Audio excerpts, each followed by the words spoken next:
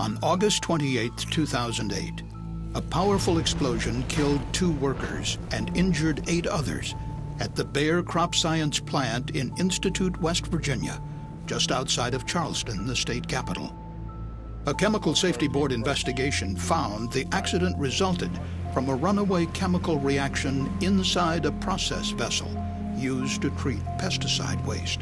The CSB determined that if the exploding vessel had taken a different trajectory, pieces of it could have hit nearby piping, potentially causing a release of highly toxic methyl isocyanate, or MIC, the same dangerous chemical that killed thousands in Bhopal, India in 1984. The CSB determined that the explosion at Bayer could have caused a release of MIC into the nearby community. And it raised a question: was there an inherently safer alternative to storing and using this highly toxic chemical?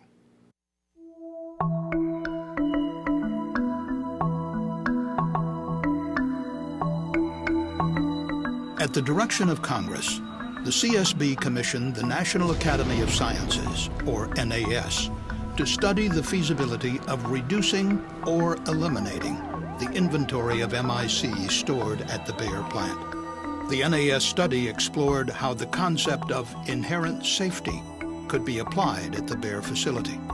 Dr. Dorothy Zolans directs the NAS's Board on Chemical Sciences and Technology, which assembled a diverse panel of experts to conduct the study.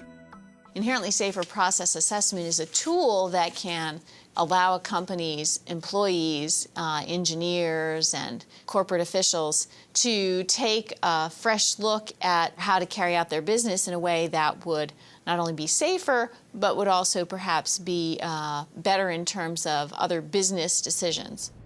Industry experts generally describe 4 main approaches to inherently safer design.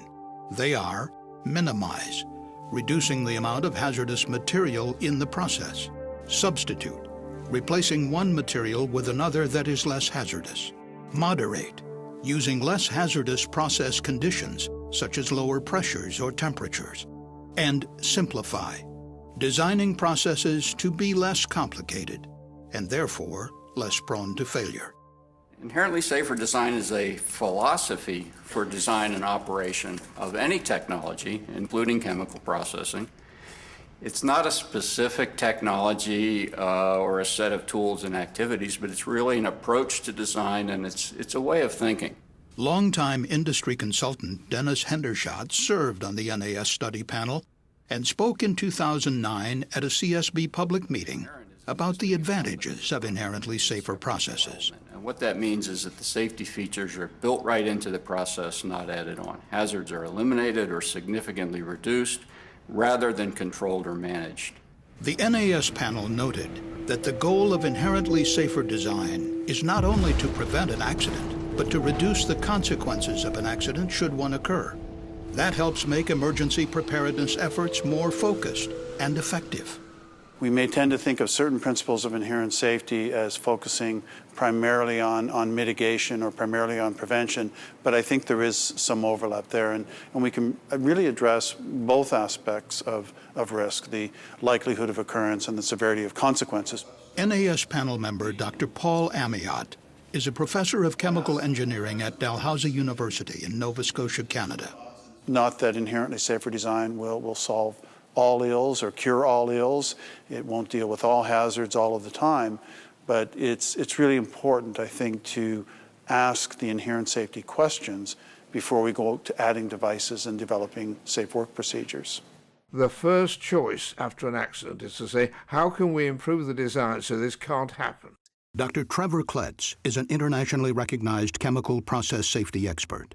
Very often you can change the design, often very cheaply and very easily, and people don't do it and don't see it.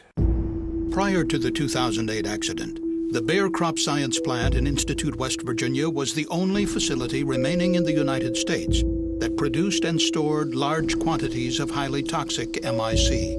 Bayer and the prior owners of the site used MIC to manufacture carbamate pesticides. Following the Bhopal disaster, other pesticide manufacturers had quickly moved away from the transportation and bulk storage of MIC.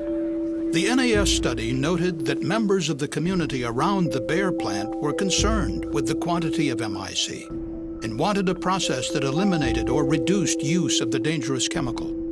According to the report, Bayer and its predecessors considered factors including risk, cost, quality of final product, and community perception when evaluating alternative methods for producing carbamate pesticides.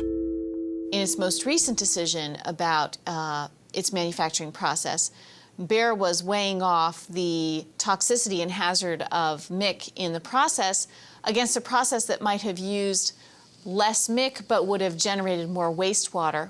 Each of the processes that were considered had drawbacks and positive aspects. Bayer ultimately decided against the process that reduced MIC. But some community members remained unsatisfied, eventually bringing a lawsuit against Bayer over plant safety concerns. Early in 2011, a federal judge granted a temporary restraining order, stopping Bayer from restarting the MIC unit. Meanwhile, the Environmental Protection Agency and Bayer had agreed to phase out various carbamate pesticides.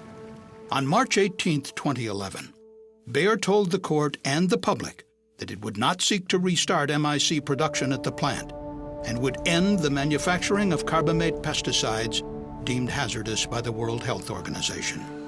In the Kanawha Valley, decades of controversy drew to a close. The Bayer plant no longer produces or stores MIC, but the CSB believes the NAES study and other publications illustrate how the chemical industry could benefit from incorporating the principles of inherently safer design into making decisions. Decisions which will satisfy the interests of chemical companies, workers, and members of the communities near their plants. Inherently safer process assessment is important and can be useful to companies because it is a way of continually examining and assuring that a company is making the best choices in the processes that it uses. In the course of its investigations, the CSB has noted many cases where inherently safer methods of production could have prevented or reduced the consequences of deadly accidents. In a 2011 journal article, Professor Amiot noted over 90 implicit references to using inherently safer technology in existing CSB reports. And the CSB has made several major recommendations advocating inherently safer alternatives. For example, on February 7, 2010, 6 workers were killed in an explosion at the clean energy power plant under construction in Middletown, Connecticut. The blast occurred during a planned pipe cleaning activity called a gas blow. Natural gas was forced through newly constructed piping at high pressure and volume to blow out debris that could damage turbine blades. The gas vented directly to the atmosphere from open pipe ends and accumulated in a congested outdoor area where it found an ignition source and triggered a massive explosion. We were surprised to learn that such an unsafe procedure was commonly used throughout the electric power industry. There are inherently safer ways to clean piping, and the CSB believes they should be used. The CSB recommended inherently safer alternatives to flammable natural gas for pipe cleaning. The CSB investigation found that cleaning with compressed air was equally effective and completely avoided the explosion hazard without significantly affecting costs. The CSB urged OSHA, state governments, and the National Fire Protection Association, or NFPA, to ban gas blows in their regulations and codes.